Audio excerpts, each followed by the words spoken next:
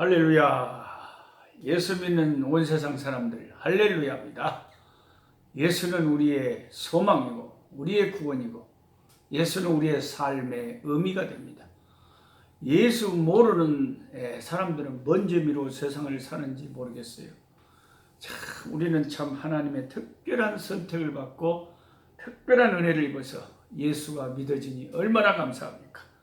자, 365일 꿀송의 보약 큐티, 오늘 83일째로 사무엘하 4장에서 6장까지 3장에 걸친 말씀을 함께 묵상하기로 원합니다. 여러분의 성경 사무엘하 4장을 펼쳐보시기 바랍니다.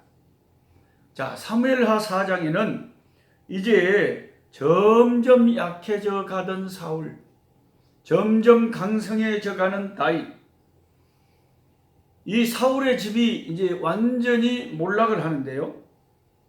사울이 죽고 나서 아브넬 그 군장이 자기가 사실은 실권을 잡고 있으면서 형식상으로 왕으로 누구를 세웠습니까? 사울 왕의 아들 하나 남은 이스보셋을 세웠어요. 이스보셋. 자, 우리가 성경을 읽으면서 자꾸 이거 헷갈리면 안 됩니다. 이스보셋이 있고 무비보셋이 있어요. 조금 저는 쇠가 짧아서 잘 발음이 안 됩니다만 이스보셋이 있고 무비보셋이 있단게요. 이 둘이가 헷갈리면 안 됩니다. 이스보셋은 누구냐? 사울의 아들로서 사울의 대를 이어서 두 번째 왕이 잠시 되었던 이 사람이 이스보셋. 무비보셋은 누구냐? 무비보셋을 아는 분들은 성경을 엄청 잘 아시는 분들이겠죠. 무비보셋은 그 다윗하고 정말 아주 돈독한 우정을 나누었던 요나단의 아들이 무비보셋입니다. 무비보셋은 다리가 저렸다 그래요. 다리가 이렇게 장애를 입고 소아마비처럼 그랬어요.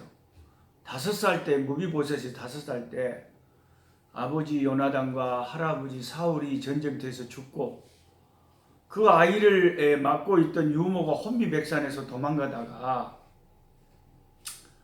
이제 그 적군들 블레셋은 사울의 이런 모든 혈통들은 다 죽이려고 할 거 아닙니까? 이 아이를 살리려고 이 요나단의 아들 무비보셋을 살려고 급히 도망가다가 유모가 실수를 해서 그냥 애기를 자빠뜨려 버렸는데 애기가 자빠져 버려갖고 다리를 다쳐버렸대요. 그래서 무비보셋은 항상 다리를 이렇게 장애를 입고 있었어요. 저도 장애인이 됐어요. 선교지에서 교통사고를 당해갖고 하나님이 죽을 목숨 살려주시고 장애인만 만들어 놨습니다. 뼈다구만 10개 불라지고. 그래서 이스보셋과 무비보셋 아셨죠? 이스보셋은 사울의 아들로서 사울의 뒤를 이어서 작게 두 번째 임금이 됐던 사람이 이스보셋이고, 무비보셋은 요나단의 아들로서 5살 때 사고로 다리를 절게 된 무비보셋. 이 이스보셋 사울의 아들 두 번째 왕이 이제 사무엘하 4장에서 자기가 밑에 부리고 있던 두 장군 바하나와 레갑이라고 하는, 이 바하나와 레갑은 베냐민 지파 사람들로서 둘이가 형제입니다. 이게 사울 왕이 베냐민 지파 출신이잖아요. 완전히 자기 지파 사람들로 가까운 사람들을 다 이렇게 군대 장관들을 세워놨던 것 같아요. 그러니까 사울은 뭐 하나 하는 것이 대범하지를 못해요. 왕의 자질이 너무 없는 거예요. 다윗하고는 너무너무 많은 그릇의 차이가 납니다. 확실히 내가 그릇도 아닌데 함부로 감당하면 안 하는 것만 못할 때가 많죠. 그래가지고 이제 사무엘하 4장에는 이 바하나와 레갑이 낮잠을 자고 있는 그 두 번째 왕 이스보셋 왕을 조용조용히 들어가서 잠자고 있을 때 살해를 해버린 겁니다. 예. 그러니까 이 사울의 아들 이스보셋이 정신이 없는 사람이죠. 지금 최고의 군대 총지휘관 아브넬이 죽어가지고 시기가 비상시기 아닙니까? 그래서 이제 자기 정권도 위험하고 정신을 바짝 차리고 왕위를 지켜 이어가야 될 건데 사울의 아들로서 요나단 같지를 못했어요. 요나단이야 너무 아까워요. 요나단이 너무 아까워. 요나단이 전사 안 당했더만 얼마나 좋았을까요? 아까운 사람들이 세상을 일찍 떠나는 경우가 너무 많아요. 참 왜 그러는지 참 안타까울 뿐이에요. 요나단이 살고 이스보셋이 죽었더라면 좋았을 건데 그 비상시기에 낮에 웬 낮잠을 자다가 가장 친한 측근들한테 살해를 당합니까? 다 자기 책임이 있는 거예요. 우리도 저와 여러분도 시방 잠잘 시기가 아니다 이 말이에요. 정신을 바짝 차리고 영적으로 깨어 있어야 될 시기다 이거예요. 내가 잠을 잘 때 어떤 손해를 볼지 보는 거예요. 그래서 이제 사무엘하 4장은 다윗은 손하나를 까딱을 안 하잖아요. 하나님께서 알아서 하시겠지 하고 하나님께 온전히 맡겨버리고 그냥 헤브론에서 아들 6명 낳아가면서 7년 6개월 동안 6명의 그 아내들에게서 6명의 아들을 낳고 차분하게 하나님께 감사하면서 그 마지막 6번째 아들 이드룸이라고 이름을 지었다고 했죠. 이드르암 백성은 풍부하다. 뭐가 풍부해요? 11지파의 이스라엘은 지금 사울의 아들 이스보셋을 다스리고 있고 자기는 유다 한 지파의 왕인데 뭔 백성이 풍부하답니까? 그게 다 믿음에서 나온 고백이에요. 내 백성은 풍부하다. 내 백성은 풍부하다.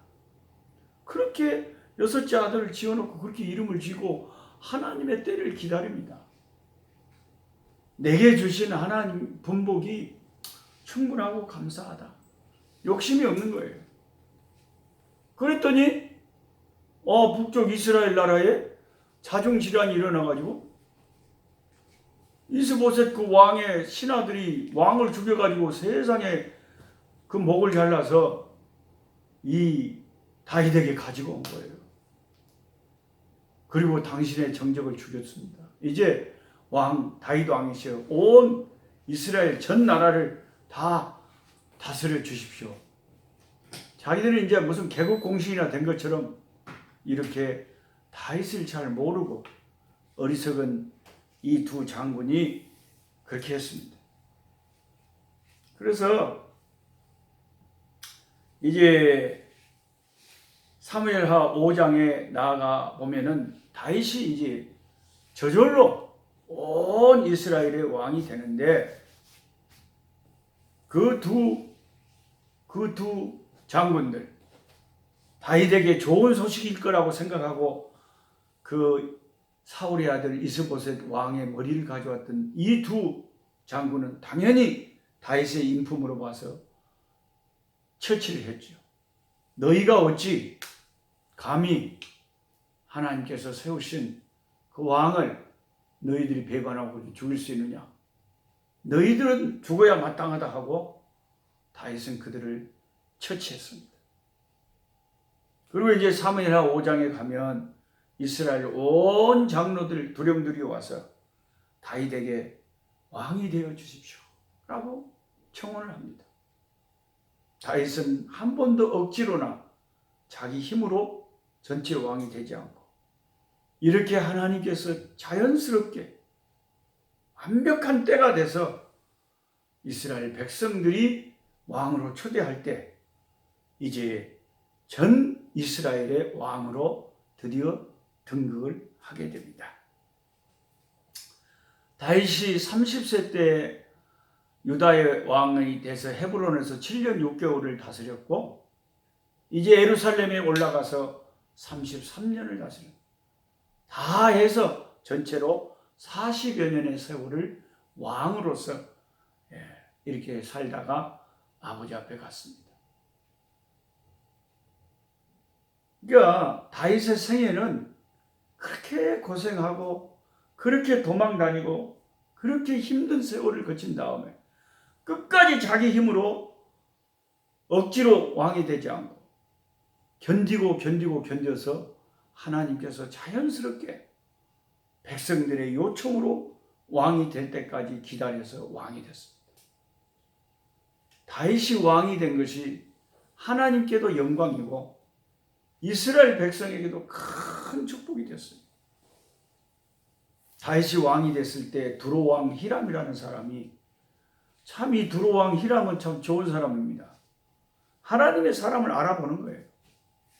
다윗에게 많은 선물을 자제들을 보내서 다윗이 왕궁을 지을 수 있도록 해줬고 나중에 다윗의 아들 솔로몬이 왕이 돼서 하나님의 성전을 건축할 때도 두로왕 히람이 또 많은 건축 자재들을 보내서 솔로몬 왕을 도와줬습니다.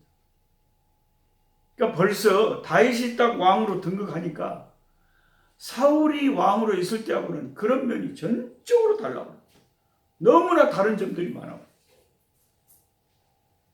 언제 사울이 왕으로 있을 때 다른 이방 나라에서 도와준 적이 있습니까? 그런 인물이 못됐죠, 사울이. 그리고 다윗은 임금이 되자마자 제일 먼저 한 게 뭔지 아십니까? 다윗은 이제 다음 사무엘하 6장에 보면 제일 먼저 한 일이 나는 이렇게 백향목 궁에 거하는데 우리 하나님의 법궤는 저 백성 가운데 시골에 있다. 그게 너무 안타까워서 하나님 앞에 기도해가지고 기럇 여아림이라고 그랬죠. 기럇 여아림에 그 법궤가 있었는데 그 기럇 여아림에 있는 법궤를 예루살렘으로 옮겨서 그 법궤를 모실 성전을 짓고 싶었던 게 다윗의 마음이었습니다. 벌써 하나님을 사랑하는 사람이 제대로 지도자의 위치에서 딱 서니까 이스라엘이 안정이 되고 주변 나라들에서도 호의적으로 나오고 다윗이 왕으로 있을 때 다윗 왕국은 엄청난 제국을 이루었어요. 거의 제국을 이루었어요. 나중에 다윗의 그 아들 솔로몬이 왕이 됐을 때 그 영광이 얼마나 대단했던지 그 예국의 여왕이 와서 그 소문을 듣고 와서 수많은 많은 나라에서 조공을 갖다 바치고 어마어마한 그런 그 왕국의 큰 번성의 시대를 구가를 했지 않습니까? 확실히 그 하나님을 사랑하고 하나님께서 기뻐하는 사람이 임금이 되는 것, 큰 위치에서 중요한 지도자가 되는 것, 지도자가 하나님을 사랑하는 것, 이게 이렇게 중요합니다. 저와 여러분 우리 가정에서 그 가장이 하나님을 사랑하는 가장이 있으면 그 가정은 복된 가정. 부인이라도 어머니라도 하나님을 참 사랑하는 한나와 같은 그런 기도에 또 어머니가 계시면 또 그 가정은 또 복된 가정이 되는 거죠. 그런데 이제 한 가지 안타까운 것은 사무엘하 5장을 읽다 보면 예루살렘에서 다윗이 잘못한 게 하나 있었어요. 이게 다윗의 아주 그 아킬레스건인데 다윗이 지금 헤브론에서 7년 6개월 왕으로 있으면서 6명의 그 전에는 2명 부인 딱 알고 아히노암과 아비가일 둘이 알고 있었는데 어느새 그 다음에 보니까 6명의 부인이 6 아들을 낳고 있어요.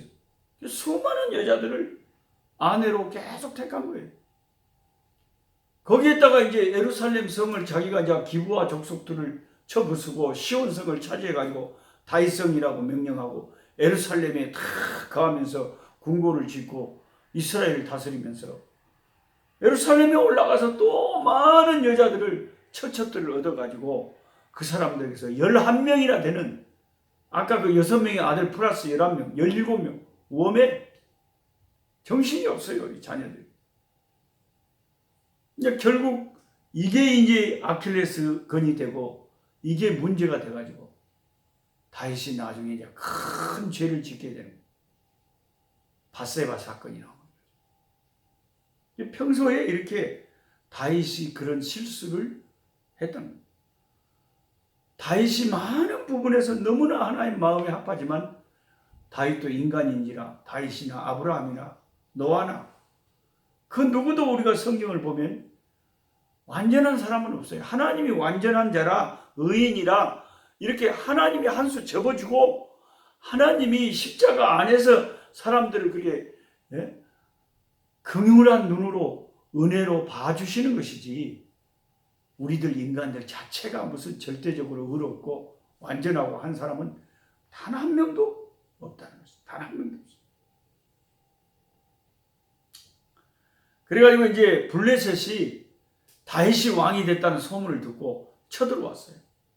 쳐들어왔는데 다윗이 하나님께 기도하고 하나님에게 응답받고 블레셋과 싸움을 했는데 2번이나 블레셋을 완전히 쳐부수고 승리하게 됩니다. 상술이 뽕나무 뒤로 가서 적 뒤에 매복했다가 뽕나무 밭에서 발자국 소리가 들리거든 저들을 쳐부숴라. 하나님이 다윗이 기도할 때 별의별 아주 신통한 하나님께서 도우심의 전략을 주셔가지고 블레셋을 확실히 제압을 해버렸습니다. 한때는 자기 목숨을 구걸하기 위해서 블레셋 땅에 가서 1년 4개월을 참 사정하면서 눈치 봐가면서 그렇게 살았던 다윗이지만 하나님이 때가 돼서 그를 일으켜 세우니까 블레셋도 완전히 제압해버리는 그런 강건한 하나님의 종으로 하나님께서 복을 주셨다는 것입니다. 그럼 이제 사무엘하 6장으로 가면 아까 제가 말씀드린 것처럼 다윗이 하나님의 법궤를 예루살렘으로 옮깁니다. 이게요 사울의 시대에 단 한 번이라도 이런 언급이 있었습니까? 없었잖아요. 사울은 맨날 열등감에 사로잡혀가지고 열등감, 패배감, 쪼다감 그런 어리석은 그런 정신적인 질환을 앓으면서 맨날 악신에 시달리면서 사람 죽이려는 연구만 하고 마음의 분과 살인과 미움과 열등감이 가득해가지고 하나님 안에서 자유와 평강을 누리지 못하고 맨날 하나님이 사랑하는 사람을 축복하지 못하고 죽이려고 돌아다니던 사울은 단 한 번도 하나님의 법궤를 생각해 보지도 않았고 하나님의 그 법궤를 옮겨서 하나님을 잘 섬기려고 하는 이런 생각을 해보지도 않았는데 하나님이 그렇게 말도 안 했는데 다윗은 너무 마음속에 하나님을 사랑하니까 법궤를 이제 예루살렘으로 옮겨오기 위해서 다 신하들과 의논하고 백성들에게 선포하고 3만 명의 너무나 중대한 일이기 때문에 3만 명의 군사를 이끌고 가서 성대하게 법궤를 이제 옮기는데 기라디아림이라는 곳인데 다른 지명으로 바알레 유다라 그랬습니다. 바알레 유다, 기라디아림. 근데 다윗이 거기서 또 실수한 게 뭐냐면 모세가 가르쳐준 모세의 가르침 율법을 다윗이 희한하게 그 부분은 또 놓치고 있었어요. 민수기서에 분명히 우리가 공부했잖아요. 법궤는요 아무나 옮기면 안 되고 반드시 그 레위인 중에서 고핫 자손이 법궤는 어깨에 메고 옮기게 됐어요. 그런데 다윗은 그 하나님의 율법을 왜 참 이해할 수가 없어요. 천국 가면 그걸 물어봐요. 다윗이 실수할 것이 따로 있지. 어떻게 그런 실수를 했는지 모르겠어요. 당연히 레위인 고앗 자손을 데리고 가서 정중하게 모세의 율법대로 그렇게 옮겼으면은 애매한 우사라고 하는 사람 목숨을 살렸을 건데, 새 수레에다가 옮긴다고, 자기 딴에는 아주 정중하게 수레에 옮긴다고 좋은 수레를 가지고 가서 이거 옮기다가 그냥 소가 그냥 끌고 가던 소가 갑자기 횡 뛰니까, 횡하고 뛰니까 아이고 법궤가 떨어지려고 하니까 우사가 뒤에 가다가 그 법궤를 손으로 만진 거예요. 그리고 그 자리에서 죽은 거예요. 하나님의 법궤를 들여다봐서도 안 되고, 하나님의 법궤를 레위인 족속 중에 고앗 자손 외에는 함부로 만져서는 안 된다고 분명히 모세 율법에 말했건만 다윗이 그 부분을 간과했어. 그래서 우사가 죽으니까 겁이 나가지고 다윗이 안 되겠다고 하고 그냥 그 법궤를 오벳 에돔의 집에다가 옮겨놓고 예루살렘으로 그냥 갔습니다. 야, 이거 하나님의 법궤를 함부로 옮겨가다가 사람이 죽었다. 그래서 겁을 쫙딱 먹고는 다윗이 그냥 물러났어요. 하나님 싫어하신 줄 알고.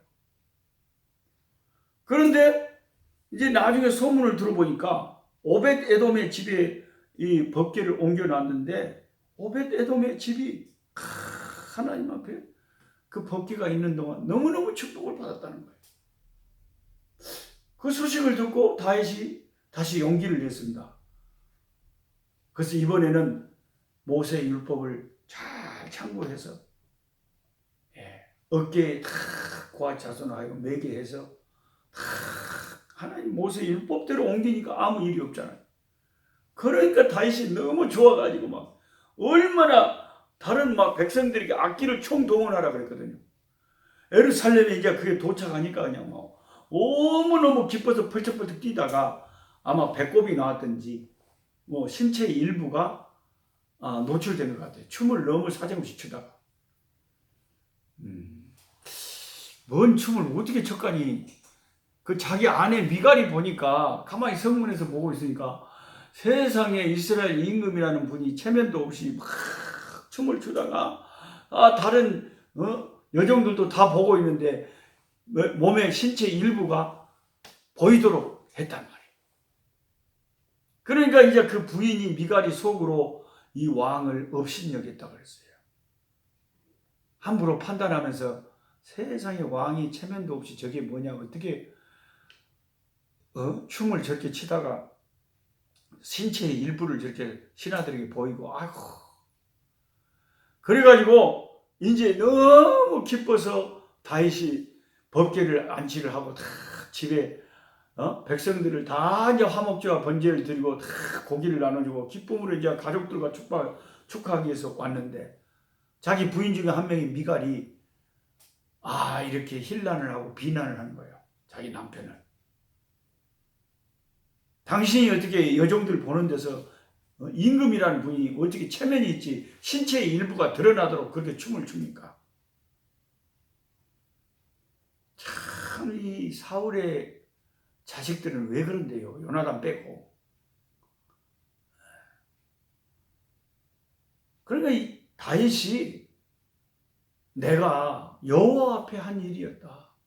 너무 기쁘고 감사해서 하나님의 법궤를 내가 예루살렘으로 옮기는 게 소원이었는데 이제 하나님의 법궤가 올라왔으니까 이제 하나님의 법궤를 모실 참 내가 거하는 이 왕궁보다 훨씬 더 아름답고 화려하게 하나님의 성전을 지어 바치는 게 내 소원이다. 너무너무 기쁘고 감사해서 내가 춤을 췄는데 그게 뭐가 체면이 어떻다는 거냐? 그래서 다윗이 그렇게 꾸중을 했는데 그 이후로요. 미갈은 평생 무자했다. 자식이 없었다. 그 당시에 여성이 자식이 없다는 것은 큰 저주였습니다. 오늘날도 우리가 신앙생활을 하면서 왜 그 은혜스러운 다윗이라고 하는 그 귀한 하나님의 사람을 남편으로 둔 이 부인이 그걸 자기가 모르면은 겸손하게라도 해야 될 거 아닙니까? 자기 마음을 조금, 자기 생각이 다르면 그 하나님의 사람을 쉽게 판단하지 말고 들어왔을 때 제가 생각할 때는 좀 이런 것 같던데 안 그런가요? 라고 물어봤더라면 다윗이 그게 아니야. 그렇게 생각하면 안 돼. 하나님을 찬송하고 아버지를 기뻐해서 그렇게 하는 건데 당신도 오히려 춤을 추고 감사해야지. 그럼 그런가요? 내가 생각이 짧았네요. 그랬더라면 얼마나 좋았을 거예요. 복을 받고 자식도 낳고. 그런데 자기의 짧은 생각을 가지고 교만하게 하나님의 종을 판단하다가 그 저주를 받았다. 참 교회 안에도 여러 종류의 사람들이 있습니다. 우리는 항상 제가 강조하듯이 첫째도 겸손, 둘째도 겸손, 셋째도 겸손. 내가 어떤 생각이 들더라도 그 말을 겸손하게 하면 얼마나 좋아요. 다 자기가 판단을 해가지고 자기가 하나님인 것처럼 주의 종을 그렇게 함부로 말해서는 자기에게 복이 안 된다. 교만은 패망의 선봉이요 겸손은 존귀의 앞잡이다. 이 잠언 16장 18절 말씀을 항상 우리가 애우고 아예 집에다 써서 붙이고 이마에 써서 붙이고 옷에 써서 붙이고 구약에는 막 그랬다는 거죠. 자, 그런 의미에서 우리 온 세계에서 같이 찬송을 한번 불러봅시다. 제가 이 아프리카 마다가스카르에 있으니까요. 제가 이 유튜브를 통해서 찬송을 같이 하자 그러면은 부산에서도 하고 서울에서도 하고 아프리카에서도 하고 루마니아에서도 하고 뉴욕에서도 하고 LA에서도 하고 막 온 세상에서 같이 하나님을 찬송하니까 하나님이 우리의 찬송을 들으시고 얼마나 기뻐하시고 좋아하시겠어요. 또 제가 찬송 못한다고 쓸데없는 생각하지 마시고 잘하든 못하든 하나님을 찬송하는 것이니까 열심히 찬송합시다. 자, 온 세상에서 주를 아는 자들 249장 얼른 펴보시오. 249장 주 사랑하는 자 다 찬송하라. 주 사랑하는 자 다 찬송할 때에 그 보좌 앞에 둘러서 그 보좌 앞에 둘러서 큰 영광 돌리세 큰 영광 돌리세. 아멘. 저 밝고도 묘한 시온성 향하여 가세 내 주의 찬란한 성에 찬송하며 올라가세. 주 믿지 않는 자 다 찬송 못하나 하나님 자녀 된 자들 하나님 자녀 된 자들 그 기쁨 전하세 그 기쁨 전하세. 저 밝고도 묘한 시온성 향하여 가세 내 주의 찬란한 성에 찬송하며 올라가세. 저 하늘 황금길 나 올라갈 때에 시온성 언덕 위에서 시온성 언덕 위에서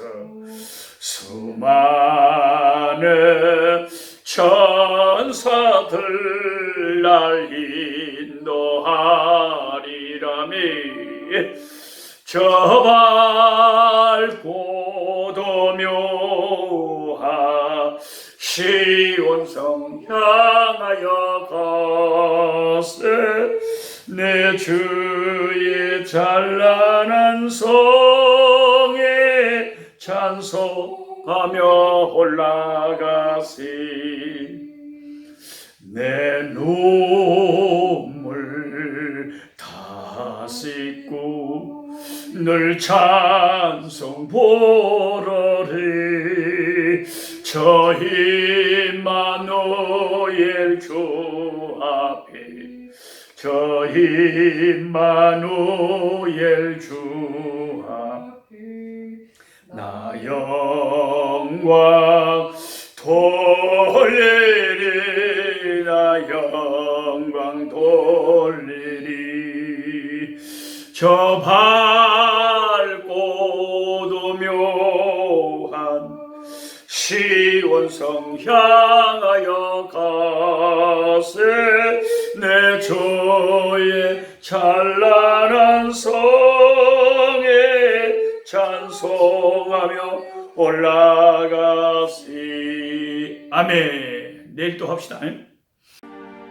약한 자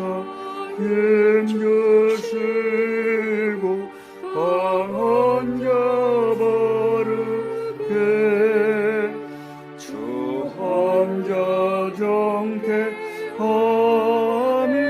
주님의 뜻이라 해 아래 압박 있는 곳 주 거기 계셔서